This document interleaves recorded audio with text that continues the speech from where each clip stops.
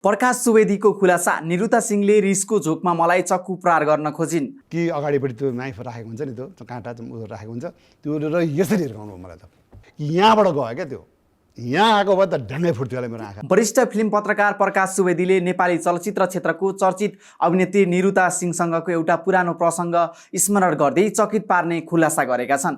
उनका अनुसार उनले फिल्म दुई पल हेरेपछि समीक्षात्मक रूपमा केही सुझाव दिएका थिए। सुवेदी भन्छन्, निरुता सिंह दर्शकमाझ घरेलु, शालीन र संस्कारी महिलाको छविमा चिनिनु भएको थियो, तर त्यो फिल्ममा उहाँलाई छोटो कपडामा नाचिरहेको देखेपछि मैले लेखेर सुझाव दिएको थिएँ। अब ओह्रालो लाग्ने समय हो, यस्ता भूमिकाले बाँकी छवि पनि धमिल्याउँछ, बेलैमा सोच्नुस्। तर यो सुझावलाई निरुताले व्यक्तिगत रूपमा लिएको सुवेदी बताउँछन्। उहाँले मलाई अन्नपूर्ण होटेलमा बोलाउनु भयो। सुरुमा कुराकानी सामान्य थियो, तर एक्कासी उहाँ यति रिसाउनु भयो कि टेबुलमा रहेको चक्कु उठाएर झटारो हान्नुभयो। भगवानको कृपा कि मेरो आँखामा लागेन, उनी थप्छन्। त्यही समय केशव भट्टराईले मलाई फोन गरेर भने, निरुताले तपाईँलाई कालोमोसो दल्न लागिरहेकी छिन्, सतर्क रहनुहोला। त्यसपछि म तत्कालै त्यहाँबाट निस्किएँ।